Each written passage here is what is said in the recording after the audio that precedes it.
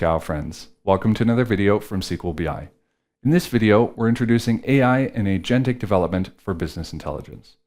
Now, a lot of people are interested in how AI can help them build semantic models and reports.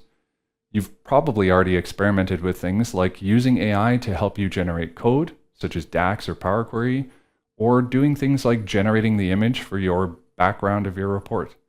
Now, this can definitely be helpful, but actually, there's a lot more that's possible already today using AI. We scratched the surface of this by showing in a previous video how MCP servers can allow you to retrieve context from your Fabric environment, for example, querying a semantic model, retrieving metadata, but you can even take actions in your Fabric environment, changing a semantic model or a report. But even this is just scratching the surface because at the end of the day, MCP servers are just one part of the bigger picture. We've written a white paper going into details of what is possible today using AI and agents in the context of BI development. In this white paper, video, and sample files, you can find a variety of demonstrations as well as explanations of the underlying concepts that we think are important and relevant for you to know, the building blocks for effective AI use, and 4 different scenarios that we see for how AI can be used in BI development, varying in their process complexity and the required maturity to pull this off effectively. Now, we don't mean to propose some best practices or patterns, anything from that. Rather, we're just trying to give you an overview of what's possible today because we know that most people simply haven't had the time or energy to dig into all this stuff and try to understand it. So we've tried to do this for you. You can find the white paper, the video, as well as all of the sample files on SQLBI+. In this video, we're going to give you an overview of some of the high-level concepts. We won't be able to explain everything since that would simply just take too long. What we're going to do here is we're just going to touch on the building blocks for effective AI use and then walk through an overview of each of the 4 scenarios. Now let's talk about these building blocks for effective AI use. By building blocks, we mean that you combine these things together in order to get better outputs from AI. The building blocks, in our opinion, are model, context, prompt, tools, and environment. By model, we refer to the large language model. This is a building block because you choose different models for different tasks. Some models are better at some things than others. Models also have different prices and a range of other factors to keep in mind. Context is all of the input that the model gets, which is not coming directly from your prompt. For example, the metadata of your semantic model or instructions that you provide in a separate file. Managing context is super important, debatably more important than the prompt itself, since the prompt is ephemeral. You put it in once, it goes into the chat history, and then it's gone. It makes a lot more sense to reuse your prompts as a set of instructions that you can call time and time again, iterating, improving, and adjusting them. Now, prompts, of course, are still very important. Writing a good prompt is a skill that takes time and practice, and it's going to also be different depending on what model you're using. The prompt is just the instructions or questions, the requests you're giving to a model to start a session or respond to an output that it gave you in this chatbot-like experience. Tools refer to basically the way for the model to interact with its environment. It does this for one of 2 reasons: to retrieve context, to improve its outputs, or to actually take actions and affect its environment, like we demonstrated with the MCP servers in Fabric. But tools are not just MCP servers. Tools could also be built-in tools as part of whatever application you're using, or they could also be command line tools. For example, you can give the Fabric command line to an agent, and it can basically do anything that the command line can do. Given the right instructions and context, you can have it modify any property in your semantic model, your report, and retrieve any metadata that you have access to as an individual, even calling any of the Fabric or Power BI APIs. And that's just one example. You can use any command line tool with an agent.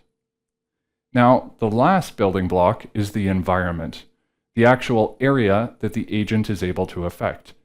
You need to manage this well so it can retrieve the right context, which means being able to allow it to do so, but also limit it so that it can't use destructive operations in important areas, isolating it so that you don't have accidents, let's say. Nobody wants to yeet their tenant into the void, as we refer to it.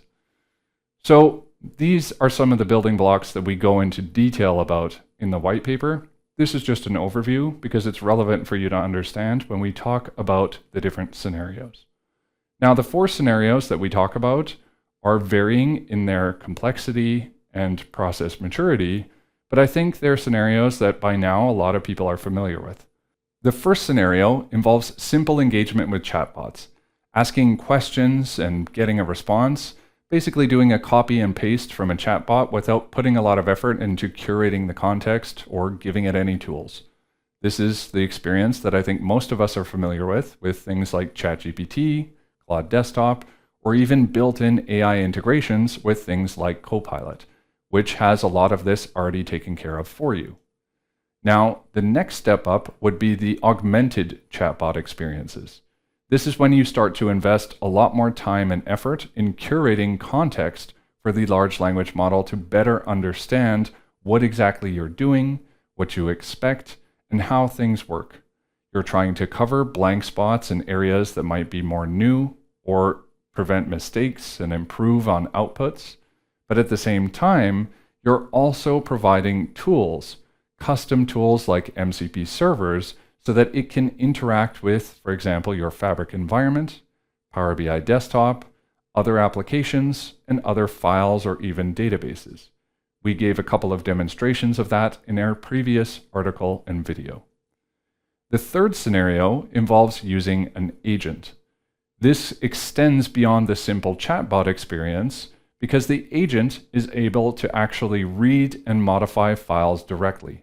An example of this is GitHub Copilot in VS Code, which can read all of the files that you have open in a particular workspace and modify them directly.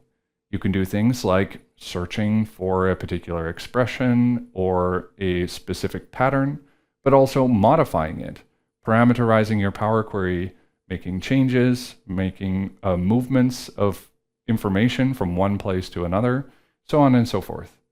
However, this could also be agents that are operating in the command line. For example, Claude Code. And in the white paper, we give a demonstration of Claude Code building a report end-to-end, where you provide it a Figma wireframe. It reads that wireframe, constructs a plan, which a user reviews and approves, and it even contains information like the connection to the semantic model, fields that are mapped to the visuals, and exact information about positioning and layout.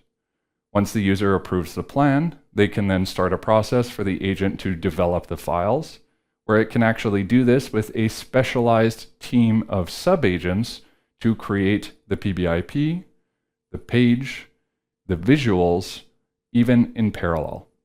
From there, the agent can validate the visual files, for example, checking their schemas, and cross-referencing against the mockup and the specification.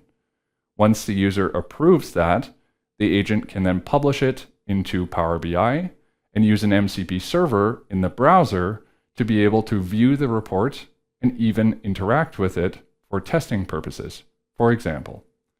Now, we give a full demonstration of that process end-to-end in the white paper if you're interested in the accompanying video. In the last scenario involves using asynchronous agents. Unlike the first 3 scenarios in which an agent or AI operates under human supervision, asynchronous agents work in the background, unsupervised. For example, you could have a GitHub issue and then delegate that task onto the agent to complete on its own. This can be very useful, but in very limited scenarios. It's very unlikely that you're going to just let an agent go ham on your semantic model, as we say, but it can be very, very useful and interesting to diagnose an issue or draw your attention to a particularly problematic area.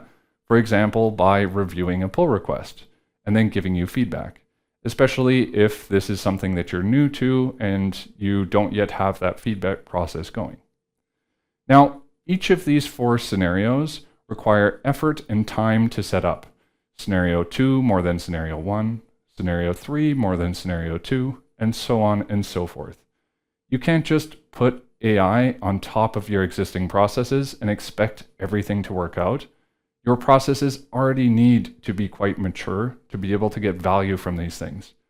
If you just start unleashing agents on your metadata files or tagging an async agent to do a task, it's very likely that you're just going to end up wasting more time rather than being more efficient. That's just a harsh reality of these tools. They're not going to make your semantic models or reports for you. However, if you have the right process fidelity, if you have the right maturity in place among you and your team members, and you invest the appropriate amount of time and effort to set these things up and incrementally improve them, they can definitely help you in a wide range of areas, saving a tremendous amount of time and probably also pain. We hope this is interesting. We hope this is useful. As always, enjoy making reports. And if you're interested in hearing more about this particular topic, check out the white paper at SQLBI+.